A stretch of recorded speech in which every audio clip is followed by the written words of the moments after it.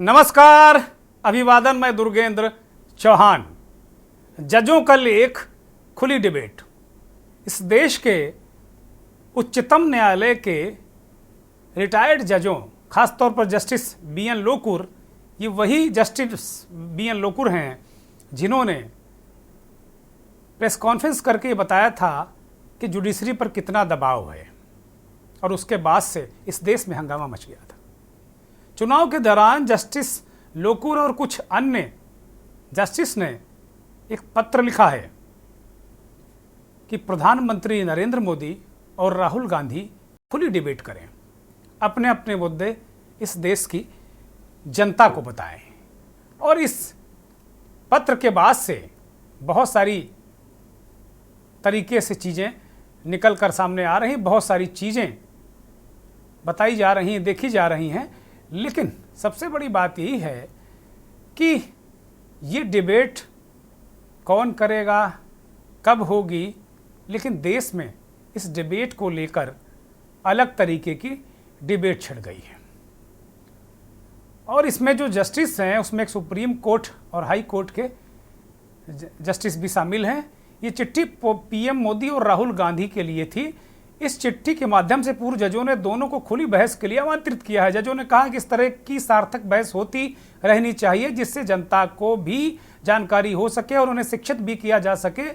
यह पहली दफा था जब देश में इस तरीके की बहस की बात की जा रही है। हालांकि केजरीवाल, जो आज ही तिहाड़ जेल से 51 दिनों के बाद छूटे हैं, अपनी राजनीति के शुरुआती दिनों में वो बात बात पर डिबेट की बात करते थे कि बीजेपी के लोग चाहें तो खुली डिबेट कर लें।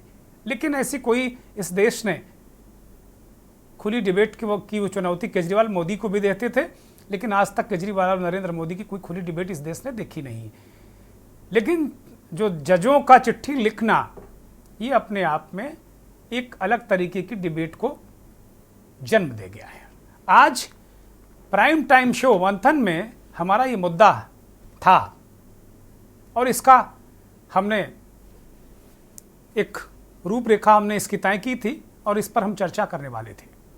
लेकिन इस देश में दो ऐसे बड़े घटनाक्रम हुए ये डिबेट शो तय करने के ऐन वक्त पर, मतलब यूं कहें कि ये डिबेट शो से ठीक ऐन वक्त पर दो बड़े घटनाक्रम हुए।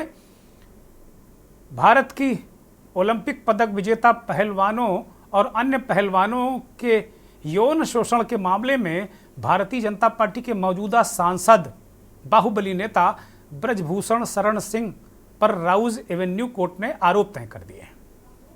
धारा 354, 354A, 504, 506 इस तरीके की तमाम धाराओं में ये जो आरोप तय कर दिए गए हैं और कल ब्रजभूषण को कितनी सजा होगी ये आम लोगों को पता चल जाएगा।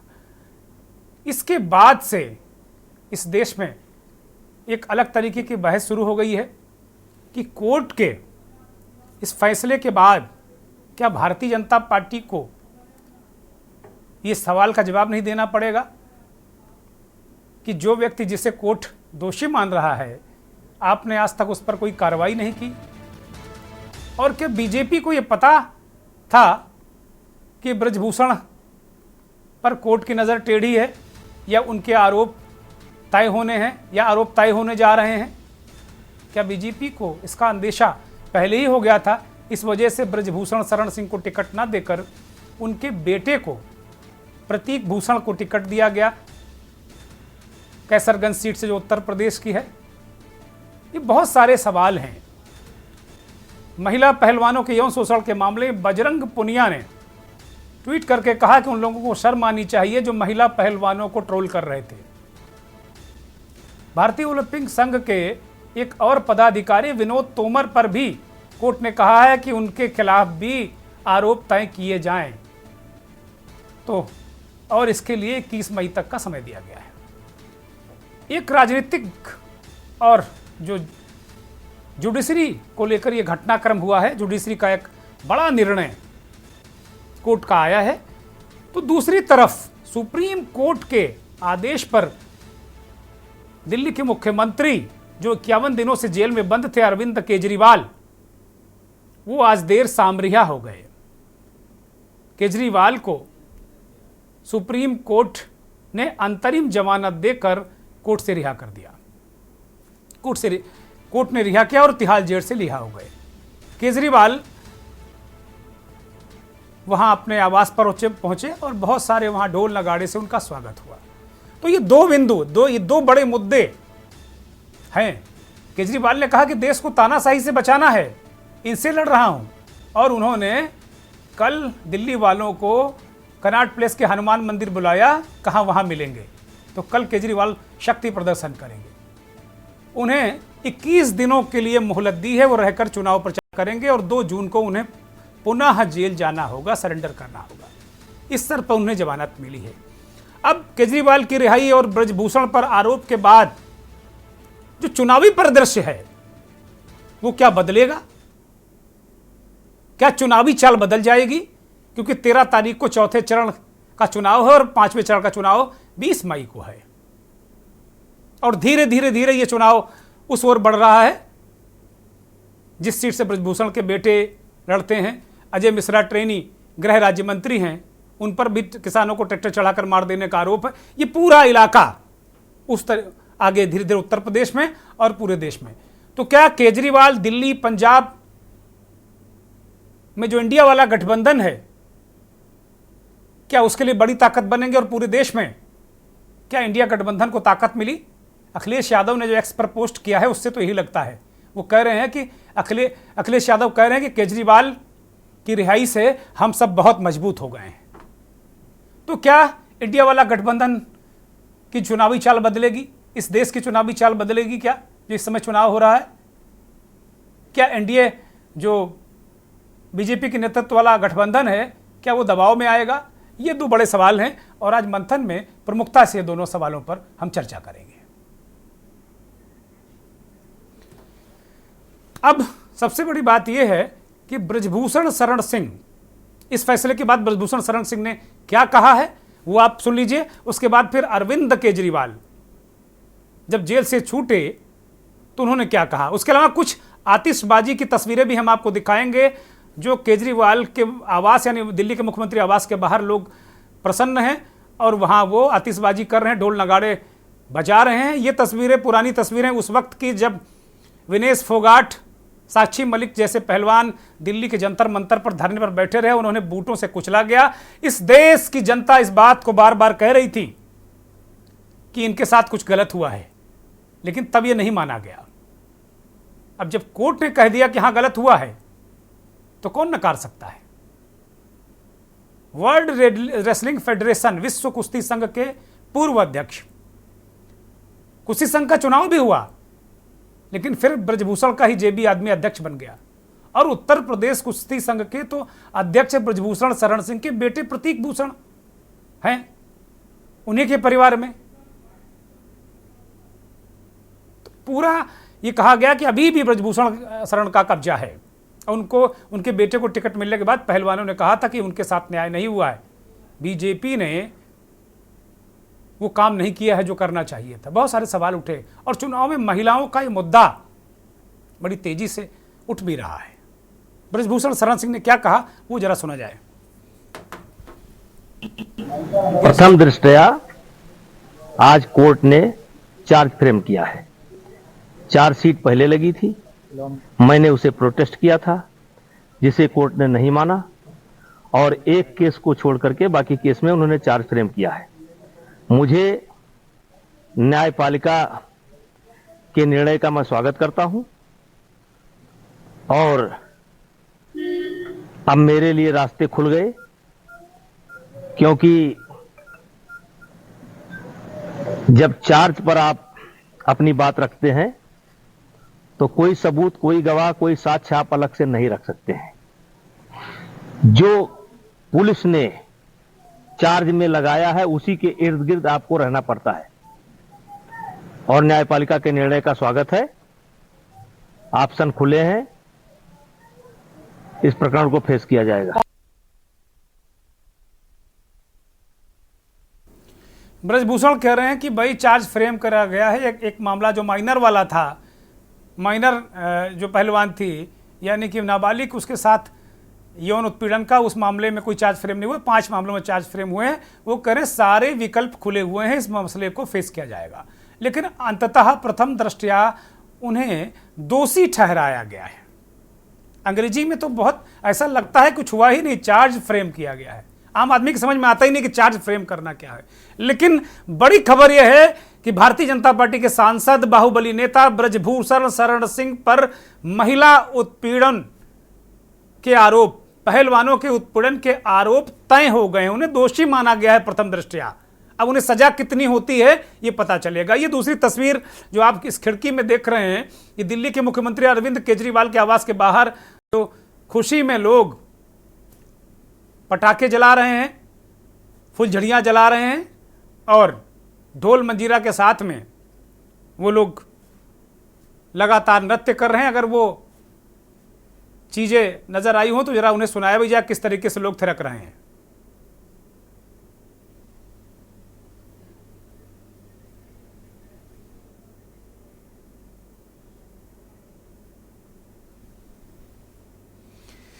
चलिए, केजरीवाल की जो बाइट है वो सुनाई जाएगी, अभी बाद में हम लोग इस पर चर्चा करें। लेकिन कुल मिलाकर अगर देखा जाए तो विषय आज हम कुछ लेकर बैठे थे कि सुप्रीम कोर्ट और हाई कोर्ट के 2 रिटायर जजों ने चिट्ठी लिखी है कि राहुल गांधी और नरेंद्र मोदी डिबेट करें।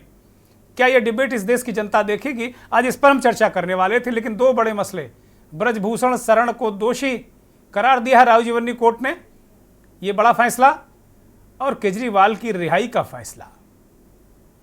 एक एनडीए गठबंधन से रिलेशन है, ब्रजभूषण शरण का भाजपा से रिलेशन है, मौजूदा सांसद हैं, और दूसरे विपक्ष के बड़े नेता हैं इंडिया वाले गठबंधन के।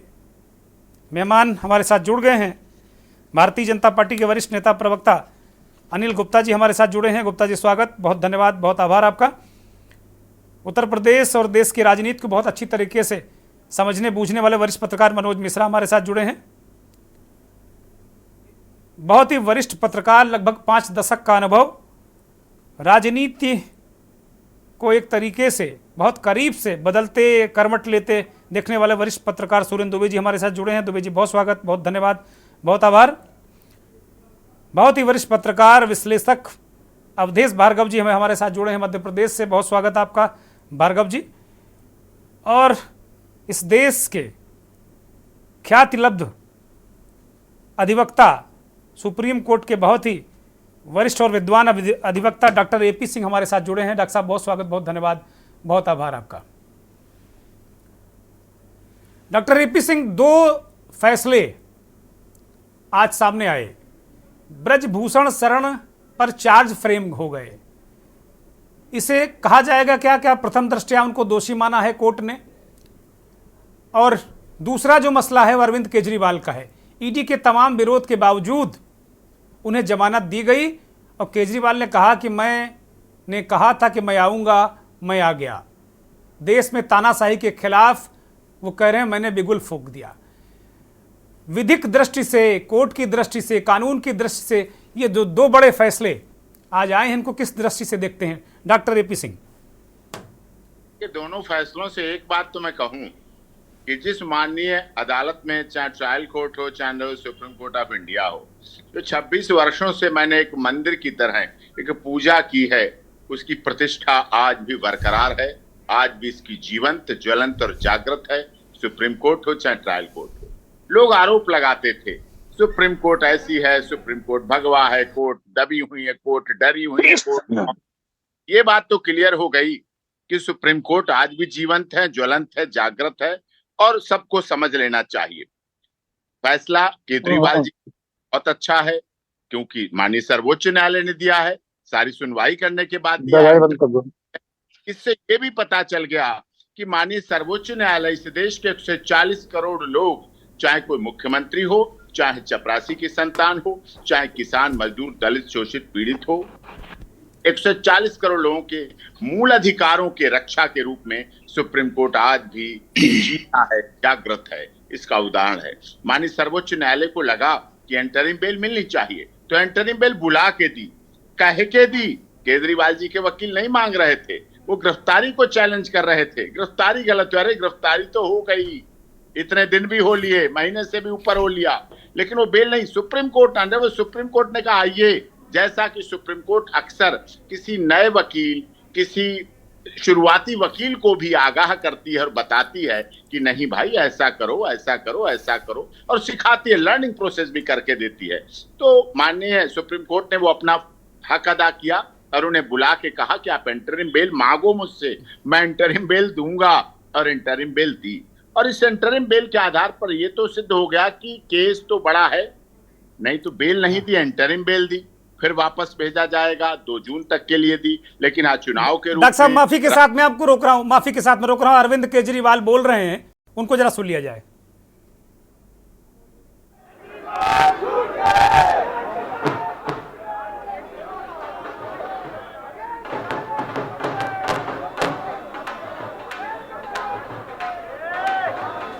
वो अपने आवास पहुंच गए हैं, मुझे ऐसा लग रहा है, और वहां पर पत्रकारों से बात कर रहे हैं। हम उनको सुन नहीं पा रहे हैं, अडबिल नहीं है केजरीवाल, आवाज उनकी हम तक नहीं पहुंच रही है।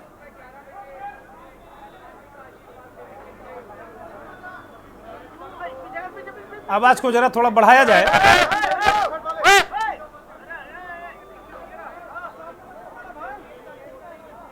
आशीर्वाद लेंगे और 1 बजे पार्टी ऑफिस जाएंगे। पार्टी ऑफिस में प्रेस कॉन्फ्रेंस होगी और कल शायद साउथ दिल्ली में रोड शो है, उस रोड शो में पार्टिसिपेट करूंगा भगवंत मान साहब के साथ।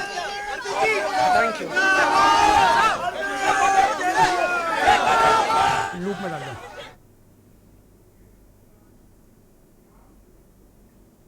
तो केजरीवाल कह रहे हैं कि कल वो रोड शो भी करेंगे, 1 बजे प्रेस कॉन्फ्रेंस करेंगे, हनुमान जी के दर्शन करेंगे।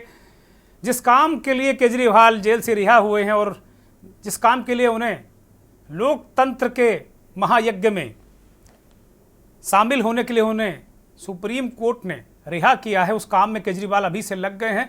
डॉक्टर एपी सिंह बड़ी महत्वपूर्ण बात कर रहे थे कि सुप्रीम कोर्ट कभी कभी या जब भी उसको लगता है, उनको लगता है माननीय जजों को कि मेंटर, प्रमोटर, गाइड की भूमिका में आना चाहिए, तो वो आते हैं और इस मामले में भी बुलाकर जमानत दी है। डॉक्टर साहब अपनी बात को कंप्लीट करिए। हाँ, तो इससे सुप्रीम कोर्ट की जो निष्पक्षता थी, भाई लोग आरोप लगा देते संविधान खतरे में है, सुप्रीम कोर्ट के चिट्ठी लिखो, लेटर लिखो, ये करो, वो करो। तो हमें लगता था कि मैं 26 वर्षों से क्या कोई गुलामी की जिंदगी जी रहा हूं सुप्रीम कोर्ट में, क्या मैं दबाव की जिंदगी जी रहा हूं, क्या मैं जिनके सामने माय लॉर्ड कहता हूं, सर झुकाता हूं, नमन करता हूं, कोर्ट का वंदन करता हूं, क्या मैं वो गलत कर रहा हूं?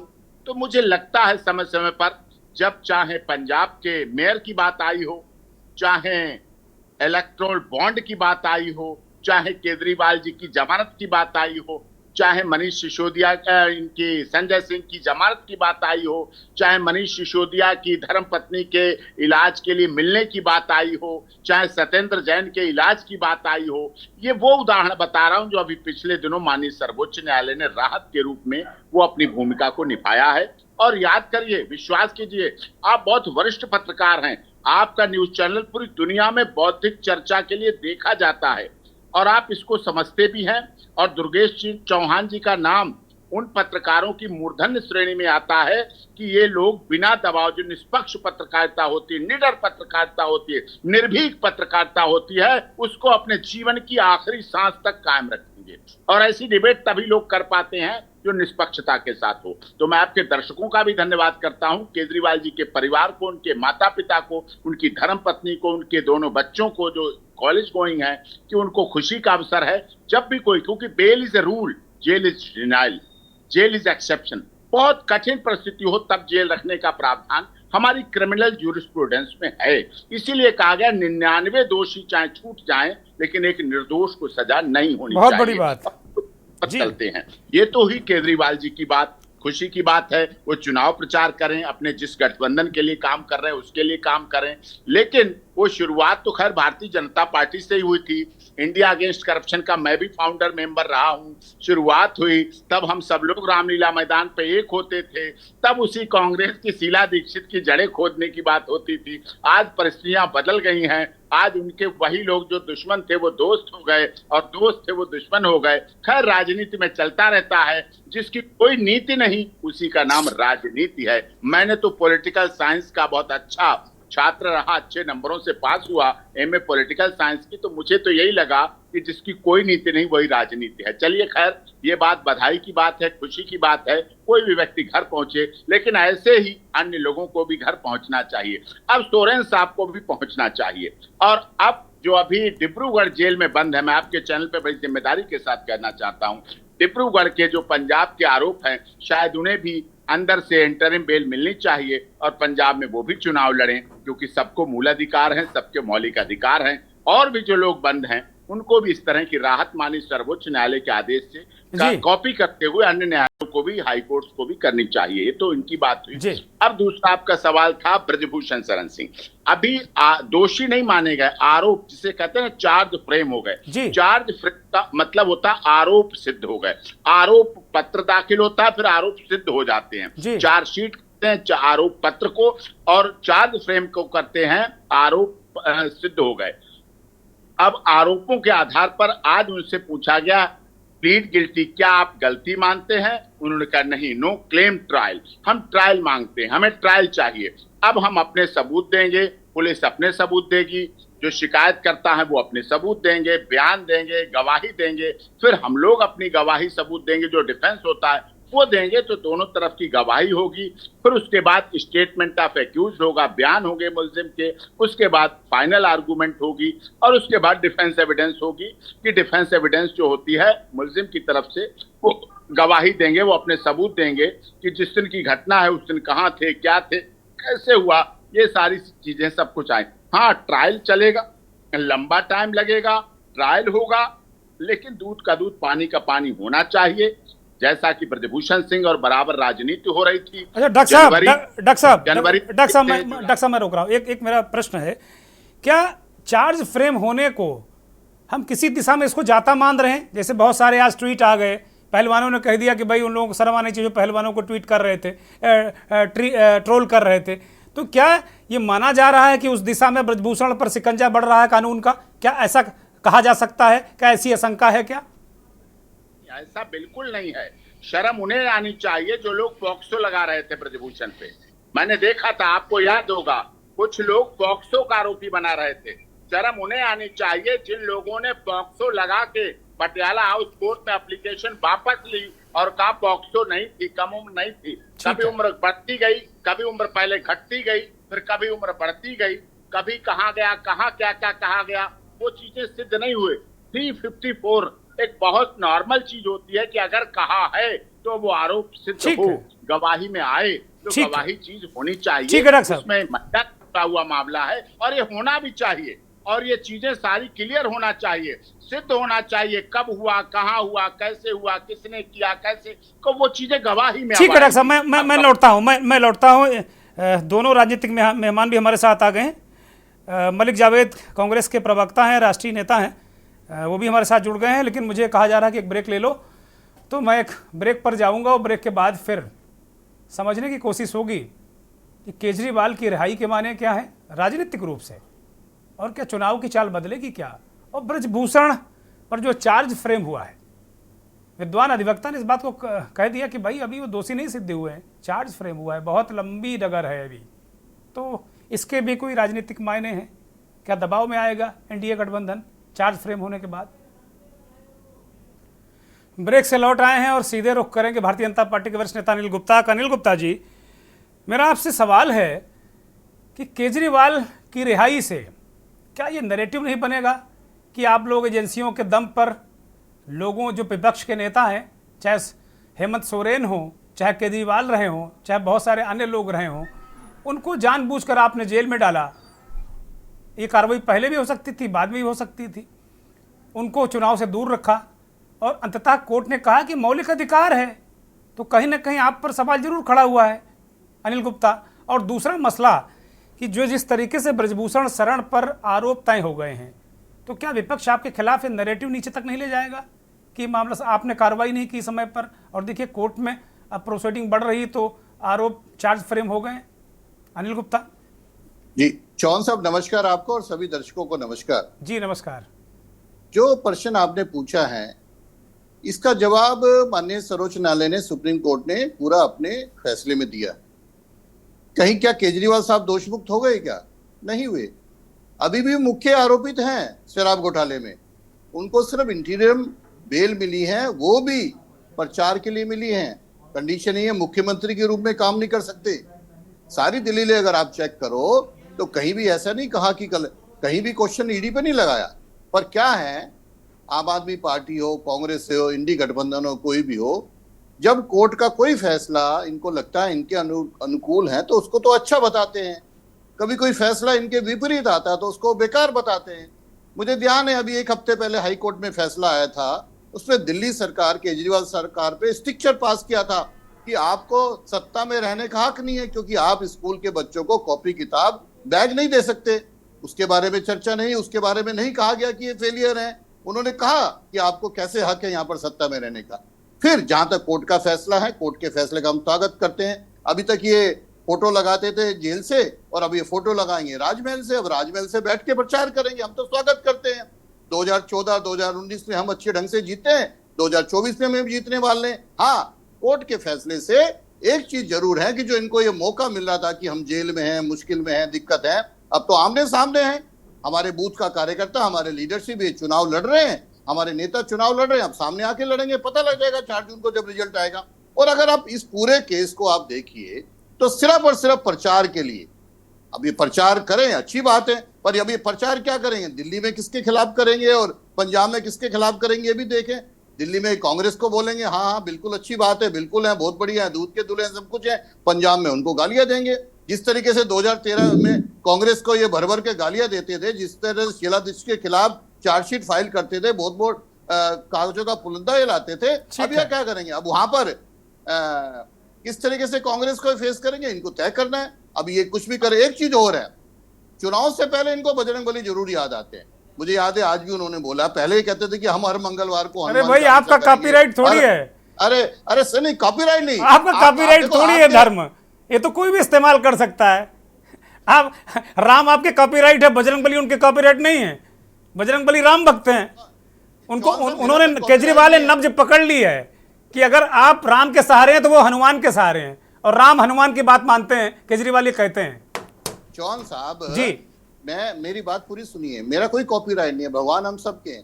आप अगर चेक कीजिए अपने डिबेट, हर चुनाव से पहले ही उनको क्यों याद आते हैं? अरे आपको भी याद आते हैं, आपको राम राम राम राम राम करने लगते हो, हनुमान हनुमान करने लगते, दिक्कत क्या है? अभी ये बात आप थोड़ा सा वैसे अब आप देखिए ना ना ना, अभी आपके नेता 3 दिन से कह रहे हैं राम का अपमान, कांग्रेस राम विरोधी है, कैसी बात है? तो सारे लोग इस्तेमाल कर रहे हैं।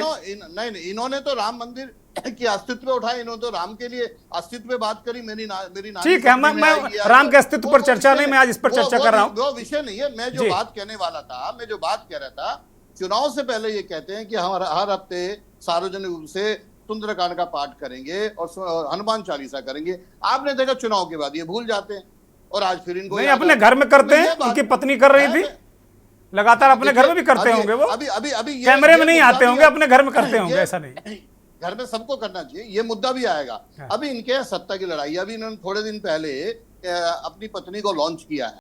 अब देखिए अब ये जेल से बाहर आ रहे हैं, पत्नी को भी आप लोगों की नजर में लॉन्च कर दिया। नहीं, हमारा कुछ नहीं, लॉन्च किया ना उन्होंने, कहा है सिस्टम में। अरे भाई, किसी के पति को जेल में डाल दोगे तो पत्नी आवाज उठाएगी, सबसे बड़ी अदालत जनता के बीच जाएगी कि नहीं जाएगी? मतलब उसका खाना पीना शासन प्रशासन ईडी हराम किए हुए तो कहेगी ना किसी से। भारत में तो परंपरा है कि नारियां आती हैं, उठाती हैं बीड़ा। वो कभी आम आदमी पार्टी की कार्यकर्ता रही क्या? अरे भाई, इस बात को आप ये हो सकता है केजरीवाल ने पर्ची काट दी हो कि वो कार्यकर्ता हैं, सदस्य हैं, आपको क्या पता? उनसे बड़े उम्र के उनके पैर छू रहे हैं, आपने देखा, आपके चैनल पे दिखाया। अरे बहुत लोग पैर छूते हैं, ये तो राजनीति में पैर छुआई की परंपरा है। खैर, मैं मलिक जावेद को चर्चा में जल्दी से लेता हूं, फिर मेरे 3 बहुत ही वरिष्ठ पत्रकार इंतजार कर रहे हैं और मैं देख रहा हूं कि तीनों मेरी तरफ बहुत क्रोध भरी नजरों से देख रहे हैं। तो मैं माफ़ी तीनों मेहमानों से और ख़ास तौर पर सुरेंद्र दुबे जी और देश भार्गव जी से मैं कहूँगा, मैं आ रहा हूँ आपके पास। मलिक जावेद जल्दी से ख़त्म करिए भाई, अभी तो आपने शुरू भी नहीं किया। मलिक जावेद ये कह रहे हैं कि भाई ये सब आप लोग प्रोजेक्ट करते हो, आप एक दूसरे को गाली देते हो, चुनाव आता है सब एक हो जाते हो, लेकिन क्या केजरीवाल की रिहाई और ब्रजभूषण पर जो आरोप तय हुए हैं, इनको विपक्ष किस नज़र से देख रहा है? संविधान की जीत है, लोकतंत्र की जीत है। संविधान मेरे हाथ में है, ये संविधान बचाने की लड़ाई है, ये पार्टी बचाने की। राहुल गांधी ने सभी को बांट दिया हमें लग रहा है। मेरे पास बहुत पहले से है, मेरे पास 2002 से है। राहुल गांधी आजकल हर सभा में लाल किताब लेते हैं, मोदी जी कहते हैं ये सब ड्रामा मत बंद करो, आप लोग भी लेकर चल रहे हो। ये बहुत कीमती किताब है, इससे ही देश चलेगा जी। दूसरा मैं बता दूं, मैं मानता हूं, मैं नमन करता हूं संविधान को जी। गुप्ता जी कह रहे हैं कि हनुमान जी को ले आए। भाई आप तो क्या क्या लेके नहीं आए, मंगलसूत्र, गाय भैंस, गोबर, मुस्लिम लीग, पाकिस्तान, हर चुनाव में आप लेके आते हो। मुद्दों से आप इतना डर रहे हो, इतना भाग रहे हो कि प्रधानमंत्री जी के भाषणों से पता लग रहा है कितने बौखला रहे हैं। और ब्रजभूषण की तो बात यह है कि ब्रजभूषण ऐसा व्यक्ति है जिसने पूरी दुनिया में भारत को शर्मसार करने का काम किया है। जिस तरह का उसने काम किया है, ट्रायल फेस करेगा, उम्मीद है कि कोर्ट उनको सजा देगा अगर उन्होंने गलत किया है, और अगर नहीं किया तो बरी होंगे। उससे ज्यादा हम कुछ नहीं कह सकते क्योंकि मैटर जो है वो सब जुडिस है। दूसरा मैं कह दूं कि भाजपा ऐसी पार्टी बन गई है कि हमेशा दूसरों पे आरोप लगाती है। अगर हरियाणा पहुंच जाओगे ना आप, तो 6-10 में से 6 कैंडिडेट कांग्रेस के उतार रखे हैं। ईडी आज जो है इलेक्शन डिपार्टमेंट बन चुकी है। आपने पिछली डिबेट में ऐसा शो किया था जिसमें आपने ईडी की पोल खोल के रखी थी और कहा था 800 से ज्यादा मुकदमे दर्ज हुए और कन्विक्शन रेट जो है 0.04% है। केवल 23 से 24 मुकदमों में फैसला आया है, कन्विक्शन हुआ है। तो भाजपा ने कुछ नहीं किया है, केवल ईडी सीबीआई का दुरुपयोग किया है। उसके मैं उदाहरण दूंगा आपको। प्रफुल्ल पटेल पे 850 करोड़ का घोटाला चल रहा था, इनकी पार्टी ज्वाइन कर ली। अब उसका 850 करोड़ का घोटाले में सीबीआई ने चार्जशीट, क्लीन चिट दे दी, चार्जशीट हटा दी कि कुछ नहीं किया इन्होंने। दूसरा, किस तरह के घोटाले इनके सामने हुए, इनके राज में हुए, पूरा जग जाहिर हो गया है, और फिर भी ये नाक निकाल के बात करते हैं।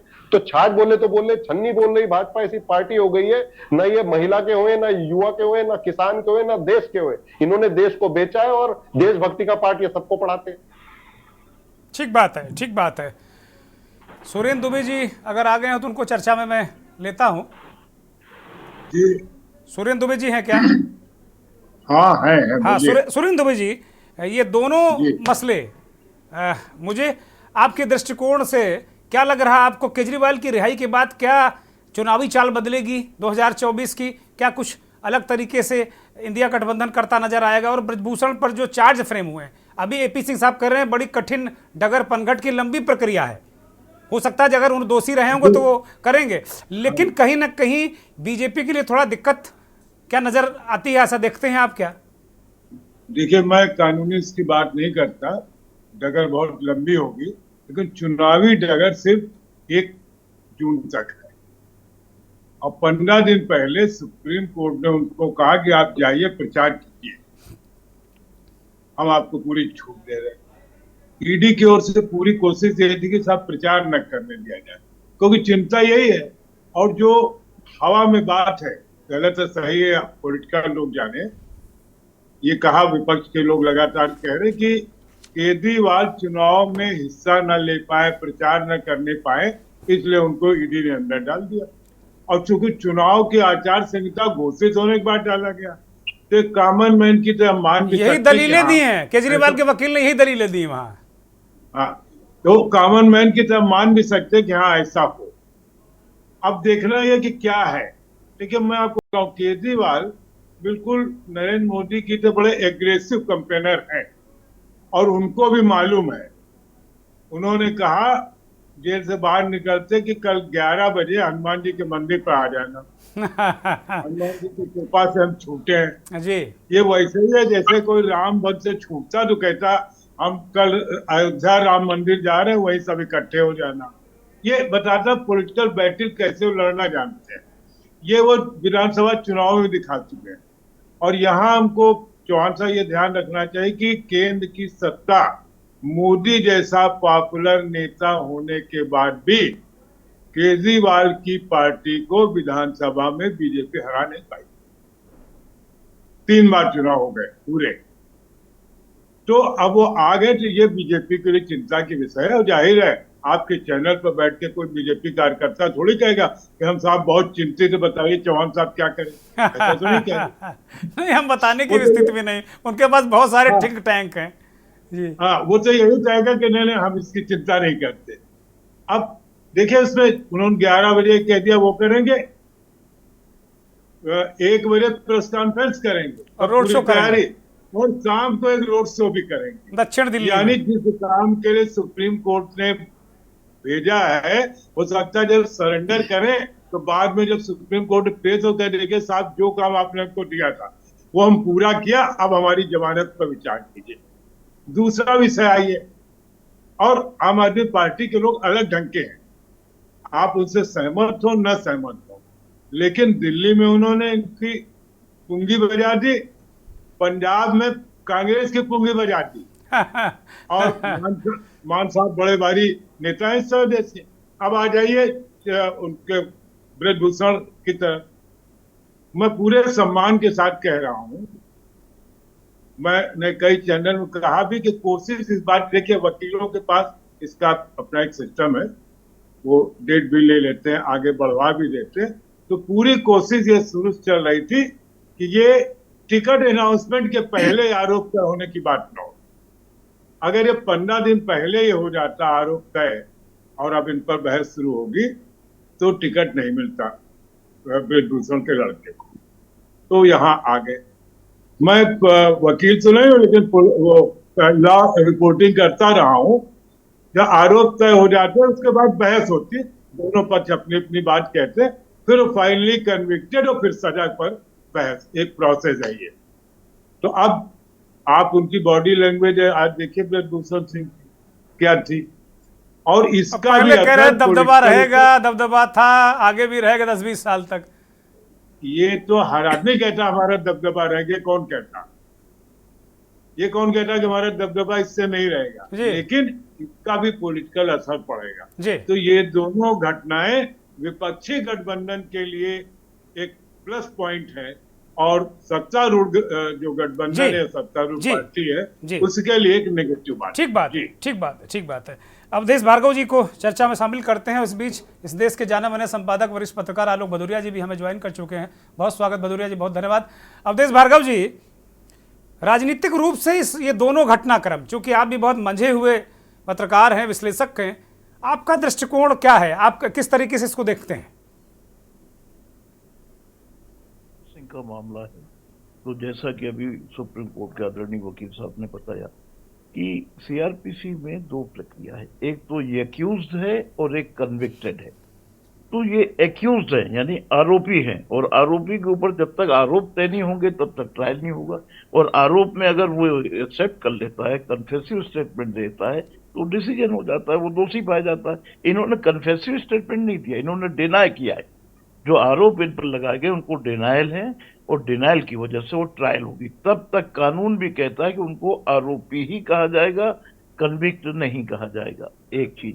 दूसरी बात, मैं आदरणीय वकील साहब से एक चीज जानना चाहता हूँ। अभी पिछले दिनों आप लोगों ने खबर सुनी होगी, पढ़ा होगा, कर्नाटक का, कि रेवन्ना को उनके पिता के आवास से गिरफ्तार किया। जिस आदमी के लिए रेड कॉर्नर नोटिस जारी था वो अपने पिता के घर से गिरफ्तार होता है। अगर कोई आम अपराधी अपने पिता के घर से गिरफ्तार होता या मित्र के घर से होता तो उसको षड्यंत्र में शामिल करके उसकी भी गिरफ्तारी होती है। क्या इसमें सुप्रीम कोर्ट ने संज्ञान लिया, या किसी बुद्धिजीवी ने, किसी वरिष्ठ अधिवक्ता ने इस मामले को उठाया? एसडी देवगौड़ा की इसमें गिरफ्तारी क्यों नहीं हुई? जो कानून सम्मत था। रहा ये कि ब्रजभूषण, सुप्रीम कोर्ट का वैसे भी एक रूलिंग है कि जिस प्रकरण में, जिस धारा में 10 वर्ष से कम सजा हो उसमें थाने से जमानत दी जाना चाहिए, और इसका पालन देश में हो रहा है। लेकिन कई राज्यों में इसका पालन नहीं हो रहा है। आज भी 10 वर्ष से कम सजा में लोगों को जेल में ठूसा जा रहा है। जैसे आबकारी एक्ट ले लें, उसमें जमानत दी नहीं जाती है, और या तो मुझे लगता है 7 साल का प्रावधान है, वकील साहब ज्यादा बेहतर बताएंगे। 10 साल का प्रावधान है, 10 जी, साल से जी। कम सजा अगर जी। है तो उसमें जमानत थाने से दी जाना चाहिए, ठीक है। एक चीज। दूसरी बात, केजरीवाल जी का जहां तक सवाल है, तो केजरीवाल जी को जो सिंपैथी मिलना थी, जो सहानुभूति की लहर उनके फेवर में चल रही थी, आम बुद्धिजीवी सोचने पर मजबूर था, वो अवसर उन्होंने खो दिया। जो उनके जेल में रहने से जो लाभ आप पार्टी को होना था, वो आप पार्टी को वो लाभ अब नहीं मिल पाएगा। अब उनको बहुत मेहनत करना पड़ेगी। ठीक बात है, ठीक बात है। मनोज मिश्रा जी, भार्गव जी ने बहुत महत्वपूर्ण मोड़ दिया इस चर्चा को। वो कह रहे हैं कि केजरीवाल को वो लाभ नहीं मिलेगा जो जेल में रह के, पहले लोग जेल से चुनाव जीत जाते थे, बड़ा लंबा लंबा पूरा बहुत सारे माफिया, बहुत सारे लोग जीतते थे, बहुत सारे राजनेता, जॉर्ज फर्नांडिस भी जेल से चुनाव जीते। तो वो कह रहे हैं कि उन्होंने अवसर खो दिया है। जॉर्ज फर्नांडिस जी को देखा आपने, जेल से हथकड़ी बेड़ियों में जकड़े हुए फोटो आते थे 77 में, और वो जेल से जीते थे। जी। तो जो सहानुभूति, क्योंकि केजरीवाल जी के क्रियाकलापों से दिल्ली वासी और बुद्धिजीवी वर्ग परिचित था कि वो जनता के हित में काम करते हैं, अच्छे निर्णय लेते हैं, जनता के लिए लड़ते हैं। ये अलग बात है कि व्यक्तिगत उनका कुछ भी रहा हो। तो जो सहानुभूति उनको प्राप्त हो रही थी, ठीक है, अब वो चूंकि उन्होंने पत्ते खोल दिए, अब वो मैदान में आ गए, तो वो सहानुभूतिक लहर उन्होंने अपने ठीक बात है। भार्गव जी, मैं लौटूंगा आपके पास। मनोज मिश्रा, मेरा सवाल अगर आपने सुना हो तो उस पर रिएक्ट कीजिए।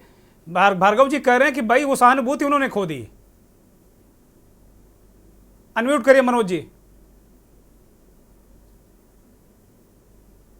दुर्गम भाई, आवाज आ रही है आपको? जी जी, कृपया बोलिए। मुझे लगता है कि केजरीवाल राजनीतिक रूप से विगत 10 वर्षों में या अन्ना आंदोलन से पैदा होने के बाद वो कई मामलों में मोदी जी के A4 साइज है। जेल के अंदर थे तो भी और जेल के बाहर है तो भी उनको पता है कि कैसे किस बात का लाभ लिया जाता है। और मुझे लगता है कि पैनल पे बैठे सभी वरिष्ठों ने, चाहे वो बड़े वकील साहब हों या हमारे अग्रज सुरेंद्र दुबे जी हों, सबकी बातें मोटा मोटा आपके सवाल पे आ गई, लेकिन कुछ बातें बहुत जरूरी होती बतानी और कहनी, जिसमें से अगर आप केजरीवाल पे, कांग्रेस पे सवाल उठाते हैं तो ध्यान देना चाहिए महबूबा मुफ्ती के साथ गठबंधन और कई बार का प्रेम का रिश्ता आना जाना नीतीश कुमार को नहीं भूलना चाहिए। राजनीतिक मजबूरियां होती हैं, सरकारें बनने के लिए लोग समझौते करते रहते हैं, तो केजरीवाल ने कोई नया काम नहीं किया है। इंडिया गठबंधन के तहत वो एक समझौता हुआ है।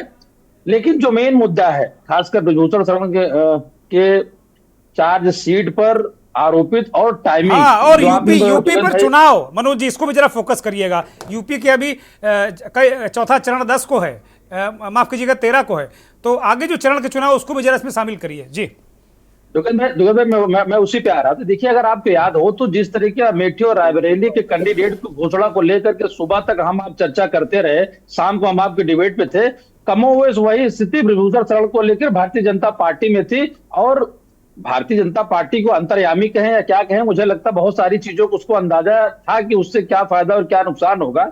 और अगर आप बाप बेटे पे आरोप लगाते हैं, पत्नी पे आरोप लगाते हैं, तो बड़ी लंबी फहरिस्त हो जाती है कि किसके परिवार से कितने लोग। रही बात इसके मायने, जो आप कह रहे हैं कि अभी 13 मई और 20 मई या बाकी 4 चरण के चुनाव हैं, बिल्कुल दुर्गेंद्र भाई, मैं फिर डंके की चोट पे कह रहा हूं कि हर बात और हर जो संदेश होता है, जनता आज की डेट में हमारे आपके माध्यम और बाकी डिजिटल माध्यमों के जरिए से सेकंडों में गांव तक, सुप्रीम कोर्ट की या दिल्ली की या कश्मीर से कन्याकुमारी तक की खबरें पहुंच जाती हैं। अब कोई ऐसी बात नहीं रही कि लोग कल और परसों नरसों के इंतजार करेंगे।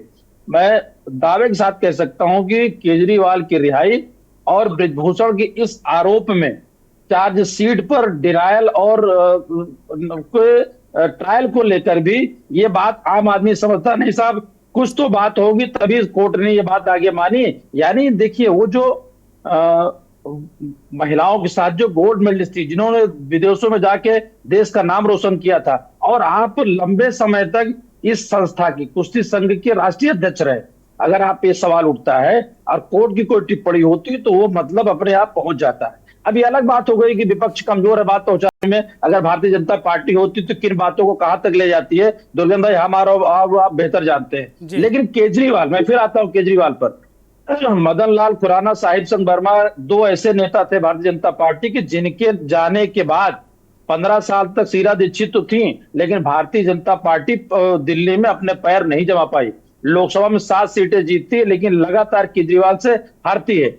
पंजाब अकाली दल के साथ गठबंधन में सरकार में होती, बाद में कांग्रेस आती है, वहां न कांग्रेस रहती है न भाजपा रहती है, कौन आता है? केजरीवाल। दूर दराज आप देखिए, गुजरात में अगर किसी को पेट में दर्द होता है, चाहे वो नगर निकाय का चुनाव चाहे विधानसभा का, तो वहां अन्य पार्टियों से बेहतर प्रदर्शन करती केजरीवाल।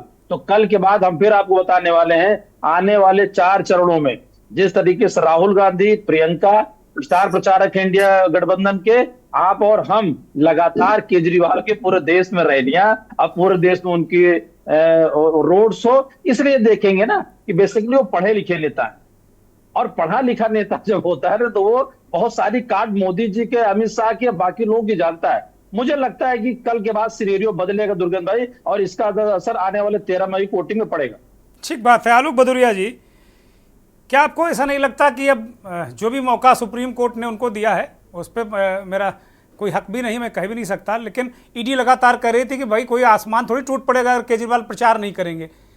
ईडी के वकील की इन टिप्पणियों के बाद भी उनको चुनाव में एक तरीके से प्रतिभाग लेने के लिए, वो चुनाव लड़ नहीं रहे लेकिन वो पार्टी के लिए और इस महायज्ञ में वो शामिल हुए हैं। तो जो अभी मनोज जी कह रहे हैं कि भाई केजरीवाल आएंगे तो बहुत बूस्टर डोज मिल जाएगा इंडिया गठबंधन को, वो बहुत अच्छे से टारगेट कर लेते हैं चीज़ों को, क्या केजरीवाल विक्टिम कार्ड खेलने वाले हैं? क्या आपको ऐसा लगता है क्या? नहीं दुर्गेंद्र जी, यहाँ मैं इस बात से सहमत नहीं हूँ कि वो विक्टिम कार्ड ही खेलने वाले हैं। वो कितने कार्ड अपने जेब से निकालेंगे ये तो अभी आपको धीरे धीरे पता चलेगा। सबसे पहला कि वो सोशल मीडिया के इस्तेमाल में भारत के पुरोधा रहे हैं। भारतीय जनता पार्टी ने बाद में सीखा है कि इस विधा में कैसे आगे बढ़ना है। सबसे पहले वही आम आदमी पार्टी इसकी मास्टर रही है। उससे भी पहले अगर चले जाए तो इंडिया अगेंस्ट करप्शन मास्टर रही है। तो इसमें अरविंद केजरीवाल की एक प्रमुख भूमिका रही है।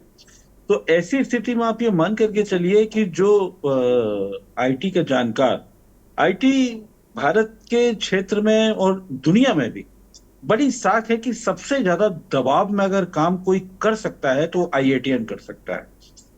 तो वो उन्होंने दिखा दिया। अब ये कि पहला पत्ता आपका था कि विक्टिम कार्ड, मेरा मानना है कि केवल विक्टिम कार्ड नहीं, एक तो ये होगा, ये विक्टिम कार्ड नहीं कहेंगे, ये कहेंगे जैसे आधा गिलास खाली आपने कह दिया और आधा गिलास भरा, मैं कहूंगा आधा गिलास भरा।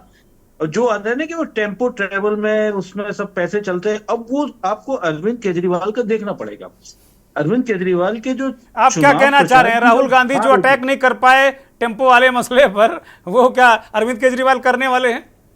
वो दरअसल नैरेटिव गढ़ने में, देखिए राहुल गांधी बहुत अच्छे नेता हैं, अच्छे हैं, लेकिन बहुत अच्छे वक्ता नहीं है। वो ज्ञानी है, आजकल उनके ज्ञान के बारे में सबको आ गया, पिछले 2 सालों में सारी चीजें आ गई। लेकिन अरविंद केजरीवाल नैरेटिव गढ़ने में पूरी भारतीय राजनीति में सबसे आगे और बड़ी चालाकी के साथ में नैरेटिव गढ़ते हैं।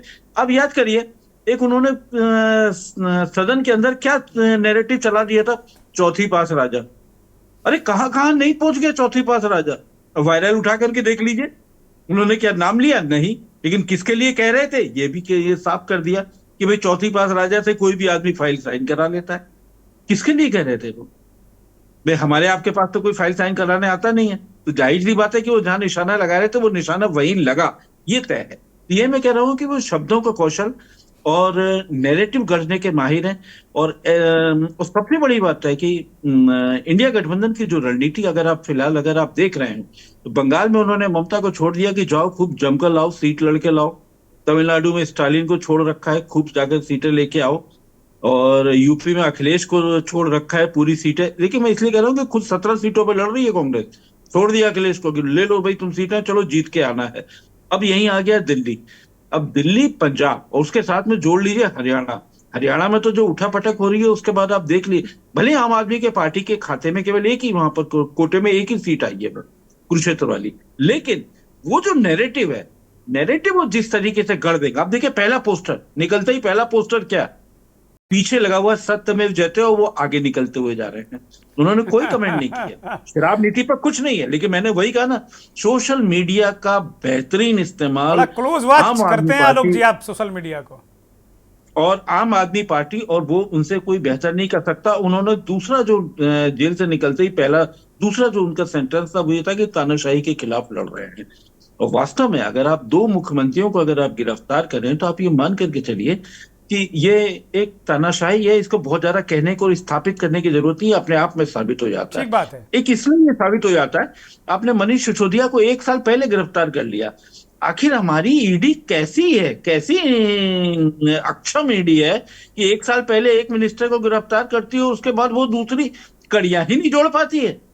2 महीने लग जाते हैं, 3 महीने लग जाते हैं, 6 महीने लग जाते हैं, 8 महीने लग जाते हैं, ये कैसे है?